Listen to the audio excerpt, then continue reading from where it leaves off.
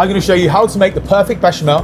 Then I'm going to show you all the sauces you can make from it and how you can serve them at home. First step in making my bechamel is we're going to take some milk, place it into a pan, and we're going to get this preheated.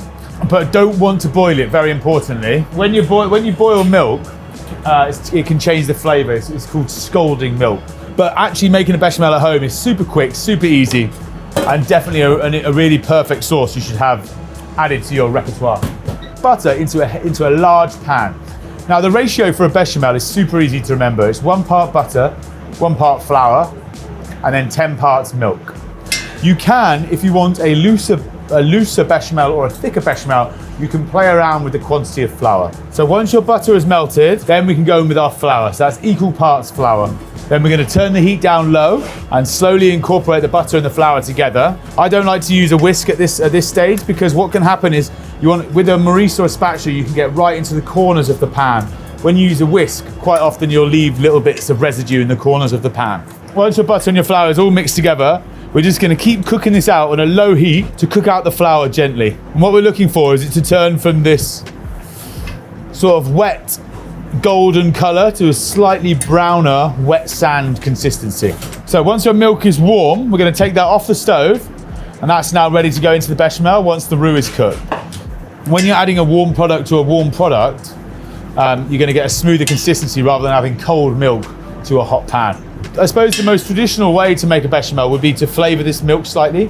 They would use traditionally like an onion studded with cloves and sometimes bay leaves, sometimes thyme. Personally, I don't think it's necessary for what we're doing here, because we're going to take this as a base sauce and then flavour it lots of different ways. But if you were, say, just making a classic bechamel, you can easily flavour this milk at this stage to impact flavour into your bechamel sauce.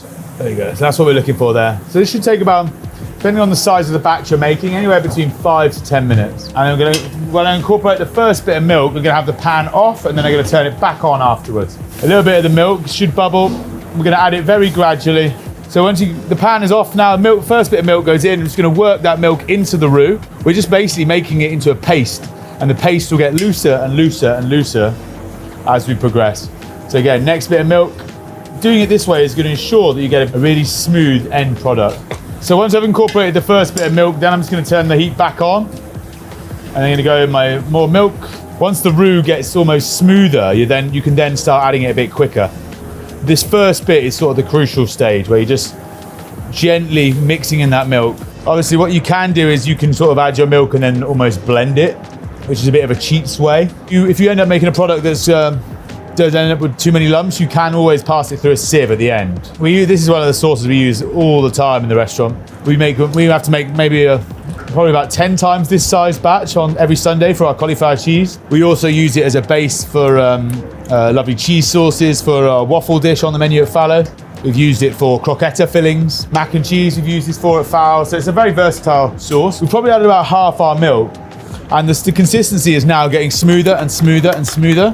Now it's almost like a puree consistency. So we're just beating all of the bumps in, making sure that milk is super incorporated. As long as you get this stage right, now you can add the milk a bit faster. Now I'm going to go in with the last bit of milk, all of it.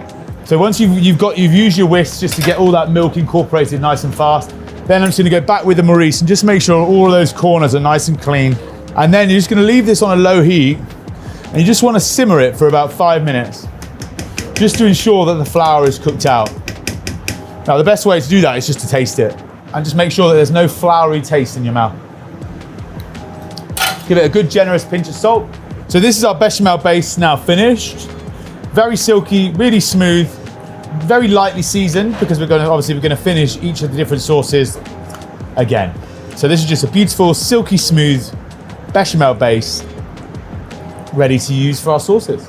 For the first sauce, we're going to be doing a mustard sauce. So we're going to take our bechamel base here, and to that we're going to add a generous hit of Dijon mustard. I'm going to add half the amount of whole grain. I'm just going to mix that gently in now over a low heat. I'm going to add a touch more milk to this sauce, just because I like it a little bit thinner. And then I'm going to start chopping some tarragon. Mustard and tarragon go together really, really well. But with something like tarragon, it's quite a soft herb, so you don't want to chop through it too many times. You almost want to just roll it up like a cigar I mean, with a sharp knife, just run your knife through it. But if you chop it too much, what you can get is you get a very bruised sort of finish, and all the essential oils from the herb will be left on the chopping board. You want to be careful with these bechamel sauces that you don't boil them too hard. If you put them on a high heat, because of the density of the sauce, they're quite prone to catching on the bottom of the pan. And I'm just going to finish it with a touch of fresh lemon juice as well, a few twists of pepper, and then we'll give it a taste, and then season it with salt as required. So the smell of that tarragon, as soon as it hits the sauce, is delicious. It smells so fragrant. Give that a little taste. Oh, lovely.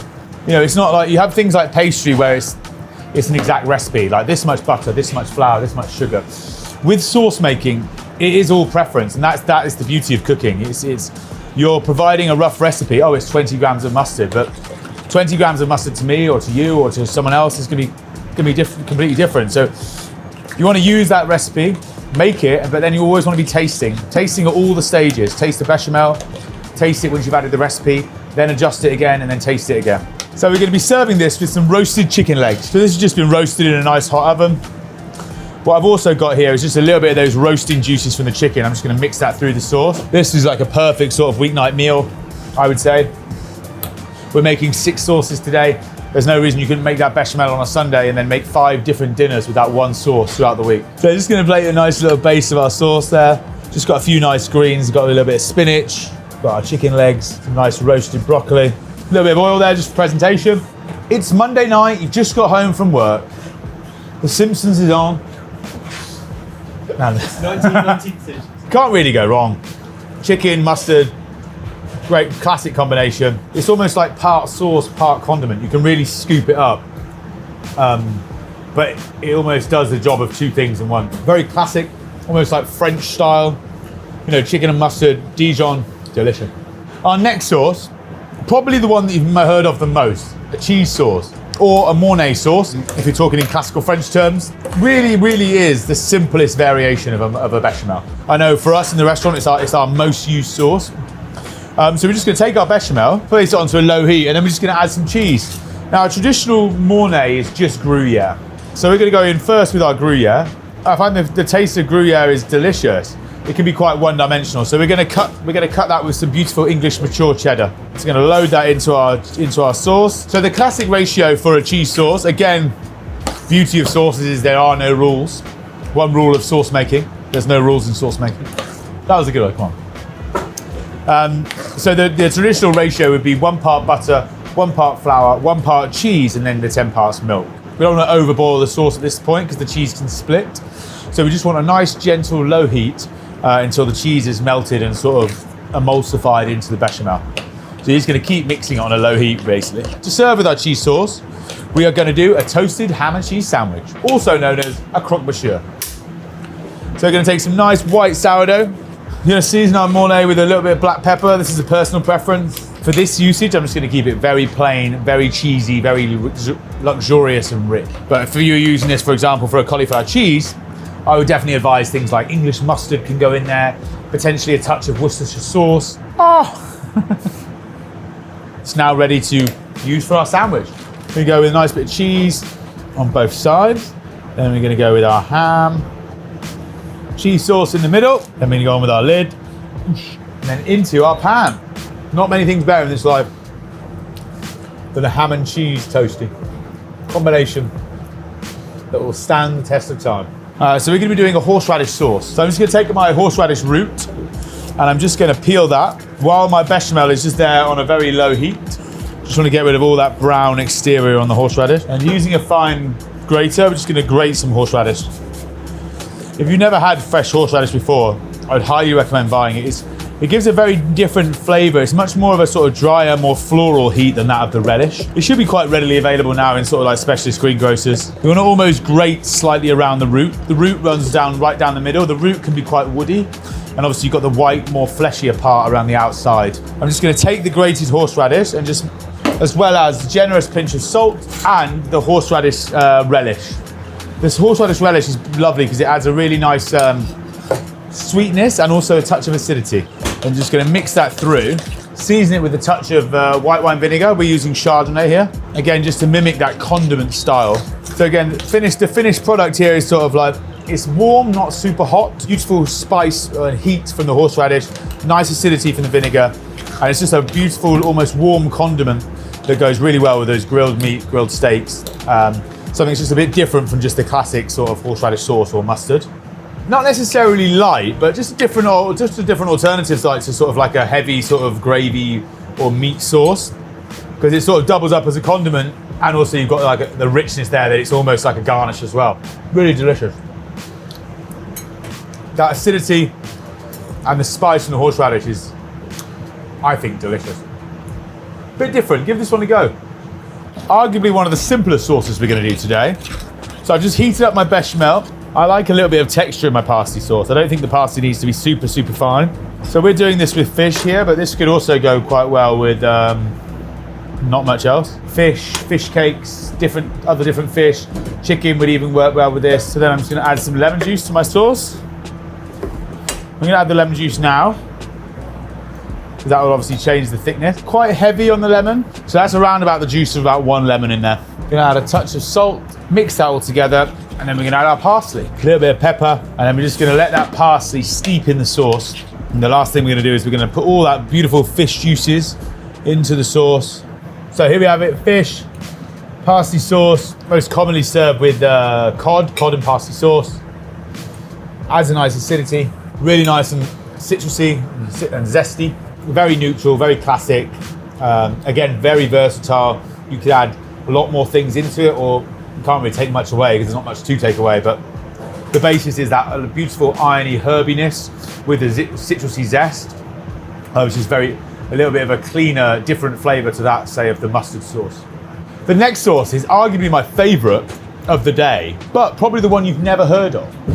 This is the Soubise. I'm going to place a large pan onto the stove, or medium pan, I suppose, with a touch of oil, a couple of knobs of butter, and basically what we're going to do here is we're going to sweat down our onions. So this is the only sauce that actually requires any cooking, but it is going to be worth it, so bear with me. Just going through a very slight angle, just removing the root like that, and just the very top there with the onions. Doesn't matter really how thick, because we're going to blend this sauce afterwards.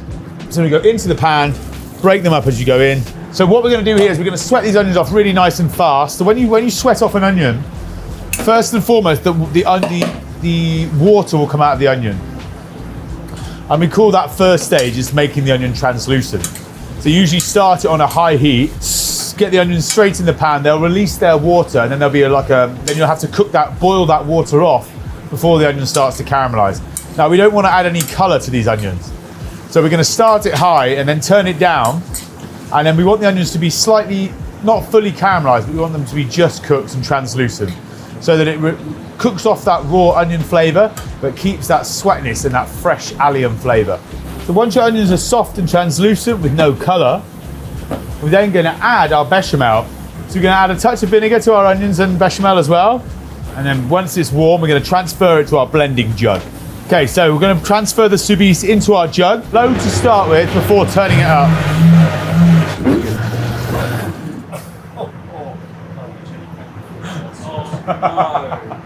We'll go mouldy in a couple of days, it's fine. Okay, so once you've blended your sauce, you're going to heat it up for serving. So we've got our Soubise, place our lamb. I'm just playing that with a little hot honey glaze. This is exciting. I don't know why more people don't use this sauce. It's so good. That flavour of like sweated off onions blended into a sauce, for me, is absolutely delicious. I think it's so nice. And again, with these sauces made from bechamel, I love them because you can, once they chill down a little bit straight out of the pan, when you scoop up the sauce, you literally get the sauce. It's not all dripping off. It coats the meat really well, or whatever else you're serving it with. Really, really good. I really recommend you try this one. Our next sauce is sauce Aurore. We're basically going to be adding tomato passata to our bechamel base. That's going to have the richness from the butter and the milk inside the bechamel, coupled with a beautiful, nice, rich passata, which just makes a really easy, quick, and simple tomato sauce. So we're going to add the passata to our bechamel and just slowly incorporate that in. So I'm going to season this nicely with some salt. I'm going to enrich this with a couple of cubes of butter as well, which is going to give a really nice shine. Now the classic recipe is quite gives for quite a pale pink sauce, whereas I actually prefer the deep, rich colour of the red tomato. And there we have it. That is our sauce Aurora. To serve with this sauce, we've got some pre-blanched rigatoni pasta, and we're going to make a simple tomato pasta sauce. So we're going to add a generous glug of olive oil to our pan, as well as our sauce Aurora, and just slowly bring that together on a low heat. Good few twists of black pepper. You're just going to bring that together. Once the pasta's nice and warm through in your sauce, it's ready to plate up. So potentially the one recipe that maybe is going to be the most popular from today, who knows? Pasta, tomato sauce, you know, very simple, easy, everyday food. It feels slightly richer, a bit heartier, almost like a winter tomato sauce dish. You know, everyone has passata in the cupboard. You know, you've got good olive oil, you've got dried pasta. That bechamel will sit in the fridge easily for like at least a week, and you can just reheat it and go. This has been bechamel sauce and all the variations that you can make from it. If you're new to the channel and you're not aware of what mother sauces are, to see the full video on the mother sauce breakdown, click here. And to see me doing something funny, click here. I haven't got any of those.